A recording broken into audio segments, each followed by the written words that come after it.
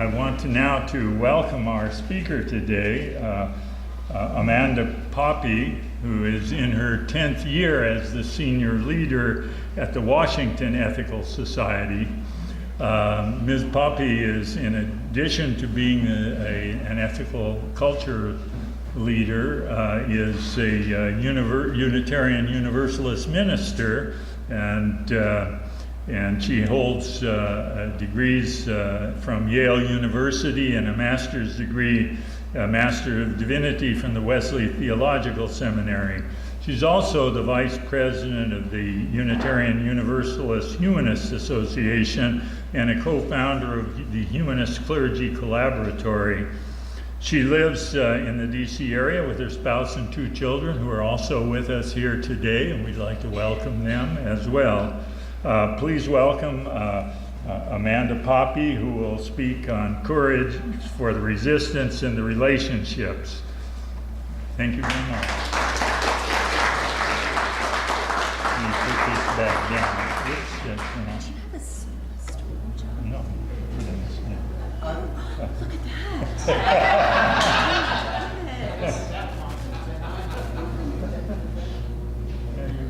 Right. Oh, I thought I wasn't going to be able to see you. I'm so glad. Thank you very much, Joe. It is good to be with all of you this morning, and I bring greetings from the Washington Society. I'm actually on a 6-week sabbatical right now, so I haven't seen them for a couple of weeks, but I'm sure they would still want to greet you. I don't think that much has changed in my 2-week absence from them.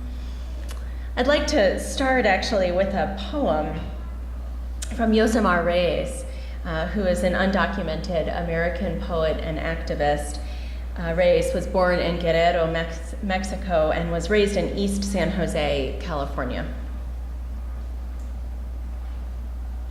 Some days you may wake up sad. Some days you may wake up frustrated. Some days you may wake up tired. Some days you may wonder if it's worth it. Some days you may question your own growth. Some days you may think on how immense the world is to be caged in this country, to be subjugated to all this abuse. Some days you just want to breathe, and baby, I am here to remind you to sit in those moments, to sit in that whirlpool, but just know that there are people like me picking up the load when you can't. There are people like me pushing so the weight of this country does not crush you. That there are people like you who will fight when I can't. We will take turns pushing against these walls. I got your back and you got mine, and in the scheme of things, does anything else matter? Even if our fight is unfruitful, we will depart with our dignity intact. We will depart knowing that this country is losing a prized possession. This country is losing the gift of our resilience. We will watch them as they tear into each other's skins and thank the heavens we never turned beasts like them. I invite you to just take a breath as we hear those words from Reyes.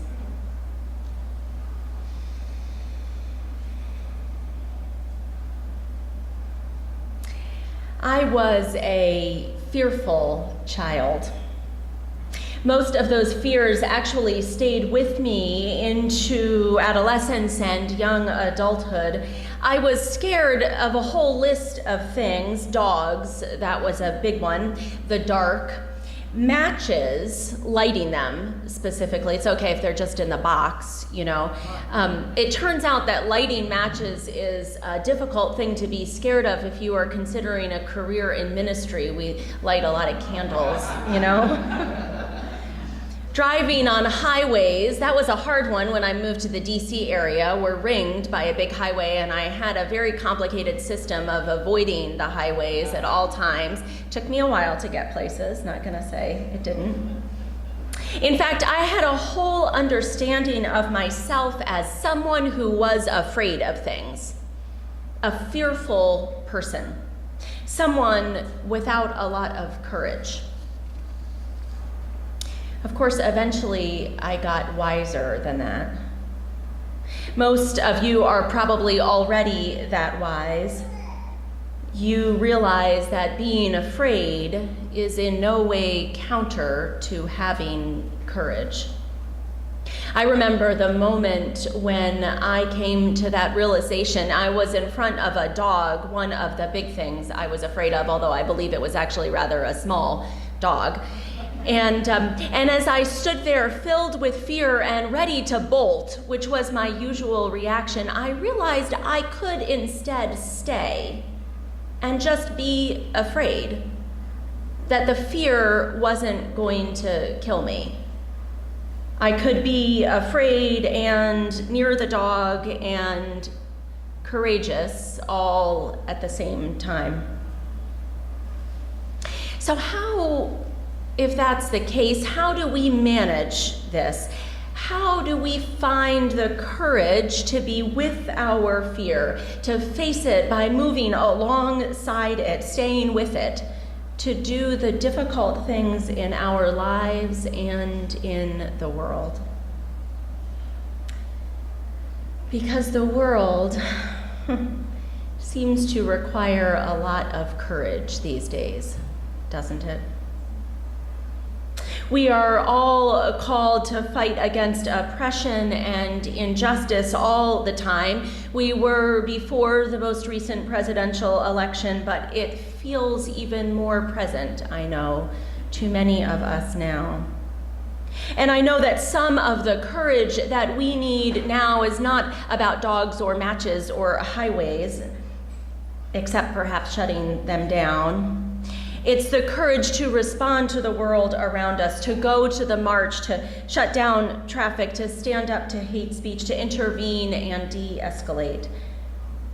Or maybe sometimes simply the courage to go on, to feel as though there are reasons to bother fighting rather than hiding away with our heads in the sand. A year or two ago, I had the opportunity to hear Brian Stevenson speak. Brian Stevenson is the author of Just Mercy, a story of justice and redemption. And I commend his writing and also actually his YouTube videos, right? Like if you don't have time to read an actual book, you can watch a 20-minute YouTube video. Seriously, it's not that long. He is a lawyer who has spent his career and his lifetime really defending people on death row, and who has now turned his attention to the criminal justice system, perhaps better phrased, the criminal injustice system of mass incarceration in our country. And when I heard him speak, he talked about 4 things that he found he needed for his work, for the work that he did. All of which I thought led to courage, or perhaps required courage, and they might be just the same thing, you know. His 4 things were these. I like things with like easy, clear numbers that you can follow. My platforms are never like that, so I'm sorry, but I enjoy other people doing that, so I can follow it. You'll be able to follow this part anyway. Brian Stevenson talked about 4 things that we needed to do. The first was to get proximate. To get close, he meant, to people who are most impacted by injustice in the world. That might be you, and it might not be, and if it's not, to make sure to get in connection, in relationship, in accountable relationship with communities that are deeply impacted in our country. Get proximate, he said, out of your comfort zone. If you, like me, live mostly in a privileged, comfortable place, get out of that and get proximate. His second point was to change the narrative, to begin to tell the story differently. One of the ways that he changed the narrative that stuck with me is a phrase that he repeats over and over again, particularly informed by and working with folks who are on death row, some of whom have, in fact, committed terrible crimes, right? Some have not, but some have. And what he says, the way he changes the narrative about what their lives should look like, is to say that each of us is better than the worst thing we have done. I loved that twist. I found it helpful for myself, too. I haven't committed terrible crimes, but I've sure made mistakes. Perhaps you have as well, maybe not. I don't know. You might all be perfect. But each of us is better than the worst thing we've done. Change the narrative. The third point was to be hopeful. I could hardly believe that from Bryan Stevenson, who loses most of his cases. Most of the people he represents, he does not keep from being executed in this country. And yet he felt it was so important to be hopeful. And he talked about a time when he had lost hope. In fact, he was so depressed because they had just lost a case. And he called the client to talk with him afterward and to apologize for having lost his case. And the client thanked him for having brought hope into his life. And I thought, well, if the client is able to say that to Bryan Stevenson, and Bryan Stevenson is able to hold on to it and ask me to keep hope, surely I can find a way myself to be hopeful. The fourth thing he said we needed to do was to try uncomfortable things. It's related to getting proximate, I suspect, getting out of that comfort zone, doing things that feel uncomfortable, resisting in ways that feel new or different, outside of our usual way of functioning. I often look for stories of courageous people to tell my children, because one of the things I believe is that courage is contagious. Just the way I was able to hear Bryan Stevenson speak and feel the contagion of his courage, the contagion of the courage he caught from his clients, trying to hold on to hope.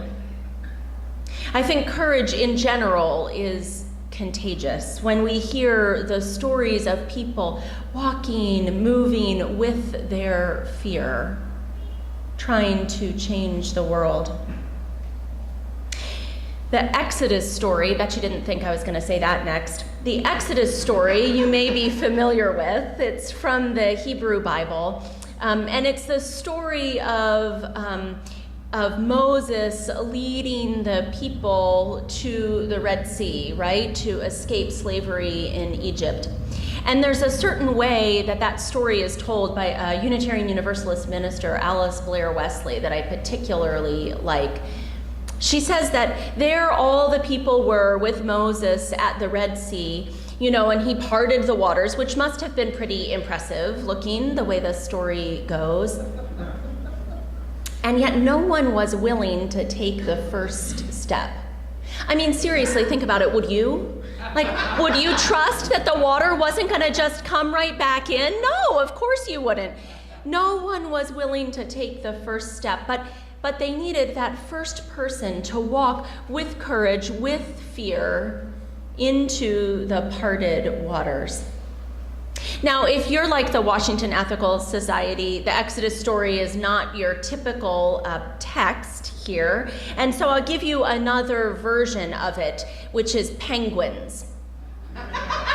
So I don't know if you've ever seen penguins at the top of an ice cliff, kind of like this. Pretend this is an ice cliff, right? Of course, they're all melting. Don't worry about that right now. So there are the penguins, and down in the water are whatever the penguins eat. I think, unfortunately, it's possibly baby seals. That's okay. Don't worry about that either. The penguins are all there on the cliff, needing to get into the water so that they can get their dinner. But nobody wants to go first. The same thing as in front of the Red Sea. Every penguin is waiting for somebody else to take that first courageous plunge. And so they just all sort of waddle back and forth, jockeying for position at the end of the ice shelf. I encourage you to look up YouTube videos of this. It's highly entertaining. They jockey for position until finally, I will say, I think actually what happens is one penguin pushes another. It's a little bit less beautiful than the person courageously moving into the parted Red Sea, but it might be more realistic for us sometimes, right? One penguin pushes the other and shoop, they go down, and then suddenly the penguins see that it's safe, and shoop, shoop, shoop, shoop, shoop, down they go, tragically to eat the baby seals, but it's all the circle of life, guys. Sometimes we need to catch courage like a contagion from each other. We need the first person to take that first step, to make that first move, to raise their voice before us. Last year, I was part of the racial justice march down in DC. Some of you may have come down for it. I don't know. It was a march from a park in DC all the way up to Department of Justice. And you may have been to marches and be familiar with the sort of marshals that really well-organized marches often have, which this certainly was. So there were folks in their marshal vests, you know, helping to make sure that we stayed in the right place and we followed the correct tracks and that we were safe as we were marching around.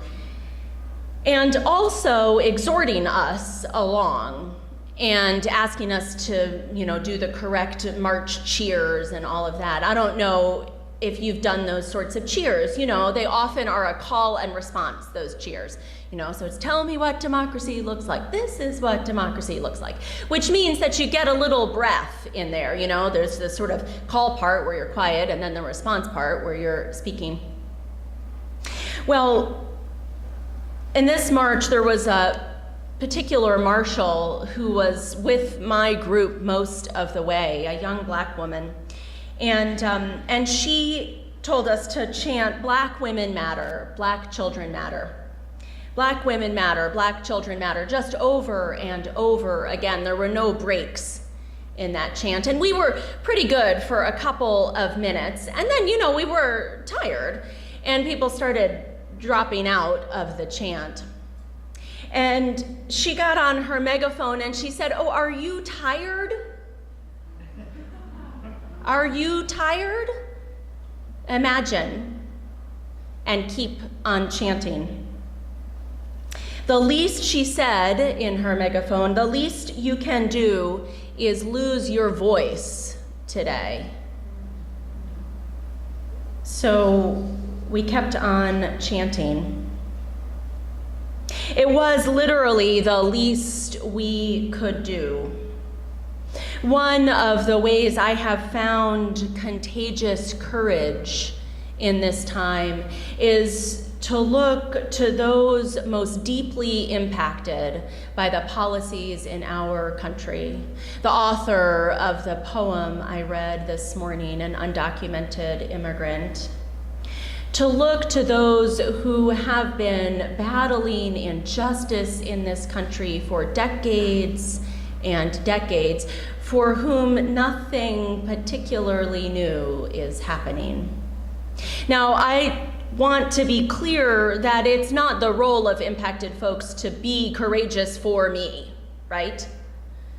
And yet I have been able to draw wisdom and strength in the power and work for liberation that has been going on for so long in this country. Showing up in solidarity is indeed the least I can do. Courage is contagious. There was another chant at that particular racial justice march that I remember so clearly. It went, no hate, no fear, only love is welcome here. No hate, no fear, only love is welcome here. And I started chanting it just, loud and strong. I loved that chant. And then I thought to myself, oh, only love? I have to admit that that's not the only thing I am feeling sometimes. As I look out at our country and our country's policies, it is not a heart entirely filled with love that beats in my chest. The Washington Ethical Society, and I'm sure this one as well, has not been shy in our criticism of the policies enacted by this administration, or by the values that the administration and its supporters espouse. And I don't regret that. To me, that's not being overly political. That is sharing our values, including our core value, the worth of every single person. So often when we speak out or act out in resistance, that's what we hold central, the worth of every person, making sure that is not violated, seeking to restore it. But then there's the tricky part. How does that value, the worth of every person, come into play when we are fighting for justice, fighting perhaps against those people we think are creating injustice in the world? I called this platform Courage for the Resistance and the Relationships. It seems to me that sometimes being courageous for the resistance is actually the easy part. I can get filled with righteous indignation pretty darn quick. Holding on to courage for the relationships, though, to stay in relationship, to honor our deepest value of inherent worth, that's hard. And I'm not even sure I always want to do it. We did a question and answer platform last summer where people submit questions right as they're walking into platform, and then I try to answer them with more or less success. And one of the questions from a West member was something along the lines of, am I allowed to wish bad things for the president? And I was sorry to say the answer was no, you can wish bad things for the policies, right? But that's the core struggle. How do we honor the inherent worth even as we fight for just policies, for justice all around us? Does that take courage, I suppose, is a question. I think so. I know, at least for me, I carry plenty of fear when I think about talking with relatives and friends who believe very differently than I do. I'm afraid I won't be able to maintain the relationship at all, or that I'll maintain it, but I'll do so only by betraying my own values and not speaking up when they say something that I disagree with deeply. Or that I'll try to talk with them about it, but it will go horribly awry. Or worst of all, that I won't even want to maintain the relationship, that I'll decide that it's just not worth it and walk away. Now, I want to be clear, right, that there are relationships that are not positive for our own health to maintain, that sometimes we do need to create boundaries in our relationships with folks. But I'm a white person, as you've likely noticed, and there's a great phrase that's going around the sort of progressive white community working on racial justice and anti-racism work. The phrase is, go get your cousins. The idea is that white folks who are committed to anti-racism work and racial justice need to maintain relationships with our cousins, literally or metaphorically, who aren't there yet. We need to maintain those relationships and have those conversations so that we can move the white community just a little bit. Go get your cousins. And that, to me, takes courage to do that work.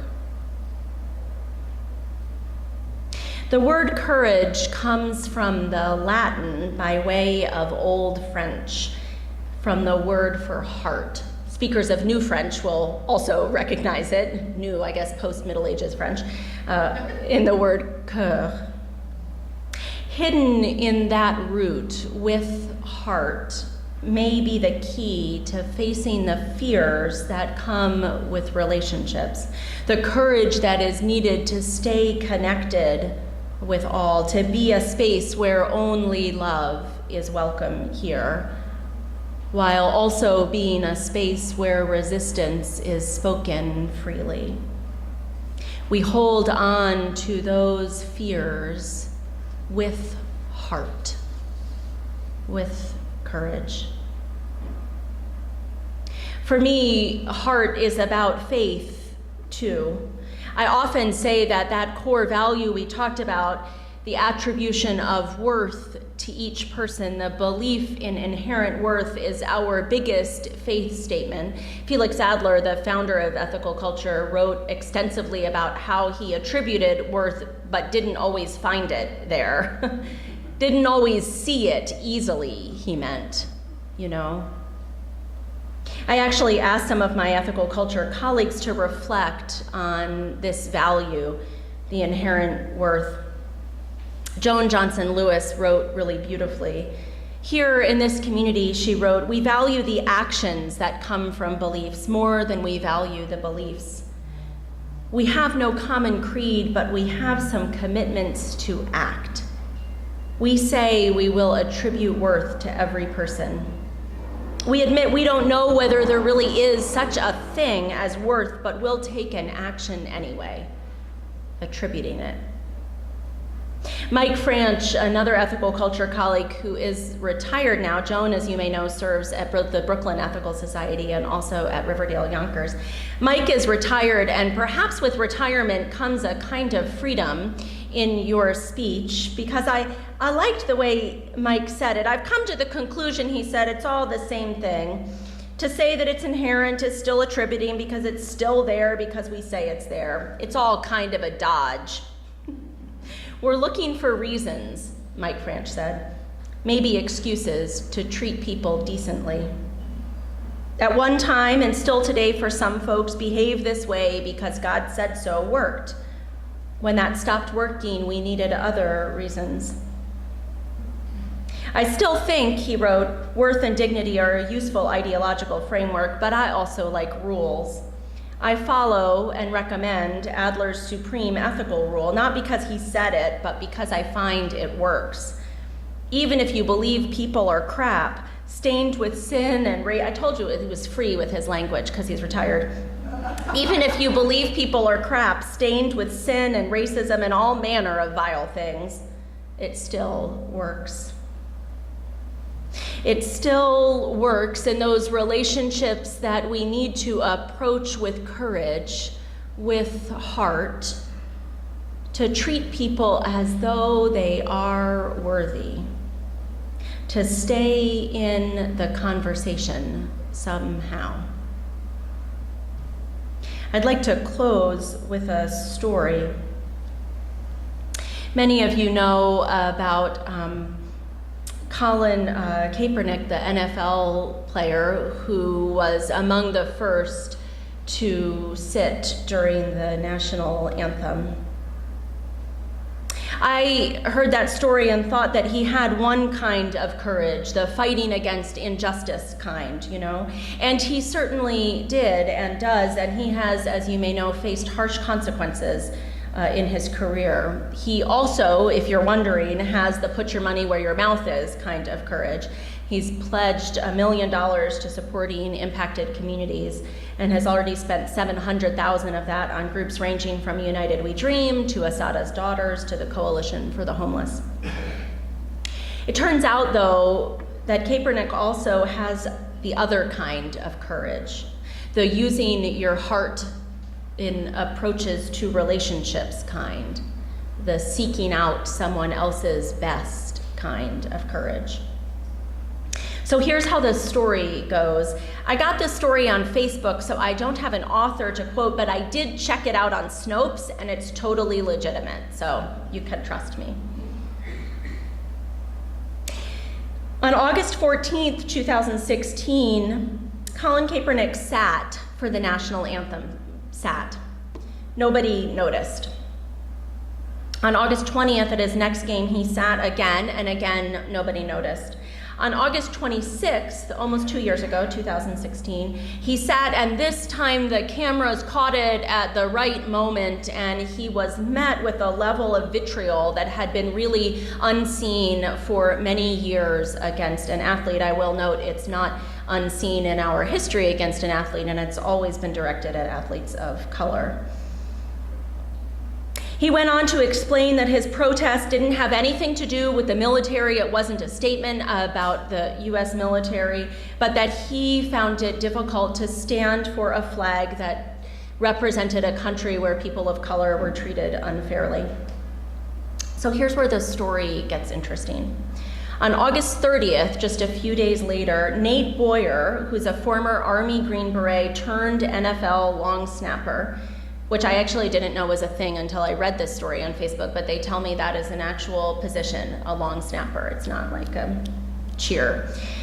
Turned NFL long snapper, penned an open letter to Colin Kaepernick in the Army Times. He expressed how his choice to sit during the national anthem affected him as a veteran. Then a strange thing happened. Kaepernick was able to do what most Americans have not. He listened. Remember, I told you he had that kind of courage too. In the letter Nate Boyer wrote to the Army Times, he wrote, "I'm not judging you for standing up for what you believe in. It's your inalienable right.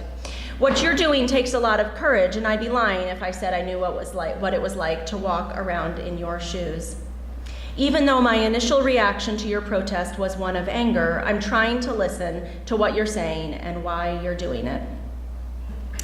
Kaepernick, because of that letter, invited Nate Boyer to San Diego, where the two of them sat down for a 90-minute discussion.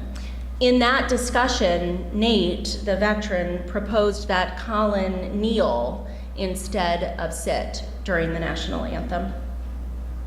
Nate explained that in a military funeral, after the flag is taken off the casket of the fallen military member, it is folded carefully and reverently and presented to the parent, spouse, or child, the next of kin of the fallen member by a fellow service member, while kneeling.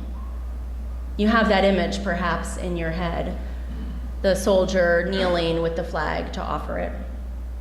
Together, Colin and Nate decided that kneeling during the national anthem, kneeling for the flag, would symbolize both a reverence for those that had paid the ultimate sacrifice serving in the military, while still allowing Colin to peacefully protest the injustice that he experiences in our country.